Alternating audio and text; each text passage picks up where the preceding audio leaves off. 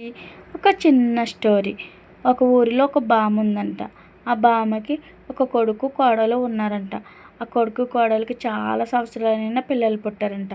కొన్ని సంవత్సరాలకి ఒక పాప పుడుతుందంట. ఆ పాపకి 8 సంవత్సరాలు వస్తాయంట. 8 సంవత్సరాలు వచ్చిన తర్వాత ఆ పాపకి చాలా అనారోగ్యం చేస్తుందంట. అనారోగ్యం అయిన తర్వాత డాక్టర్ చెప్తాడంట, 24 గంటల్లో నీ మనవరాలు చనిపోతుంది, బంధువులందరినీ పిలుచుకో అని చెప్తారంట. మొత్తం బంధువులందరూ వస్తారంట. ఆ బంధువులను చూసి బామంటదంట, దేవుడా నా మనవరాలు ప్రాణాలు కాపాడు అని ఏడుస్తూ ఉంటుందంట.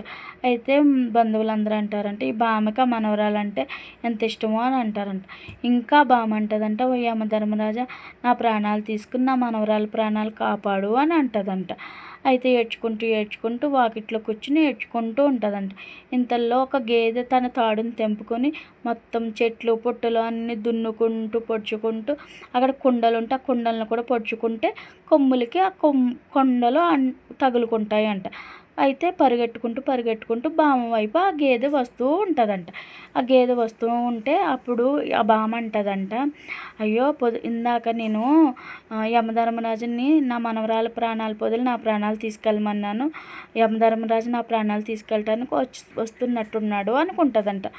ఆమెకి సరిగ్గా కళ్ళు కనిపించక ఇంకా దగ్గరికి వచ్చి కొలికి ఆమెకి టెన్షన్ పెరుగుతూ ఉంటుందంట. అయితే దగ్గరికి వచ్చినప్పుడు అంటదంట, ఓ యమధర్మరాజా ఆగు, నువ్వు తీసుకెళ్ళవలసిన ప్రాణాలు నావి కాదు, అక్కడ మంచంలో ములుగుతుంది తీసుకెళ్ళు అంటదంట. బంధువులందరూ ఆశ్చర్యపోతారంట. చూసారా ఫ్రెండ్స్, ఎవ్వరి ప్రాణాలు వారికే. కాటికి కాళ్ళు చాపుకున్న ఆ ముసలవ్వ ఎన్నో సంవత్సరాలకు పుట్టిన ఆ మనవరాల గురించి ప్రాణత్యాగం చేయలేకపోయింది. ఎవరి ప్రాణాలు వాళ్ళవి, ఎవరి ఆరోగ్యాలు వాళ్ళవి, ఎవరి స్వార్థాలు వారివి.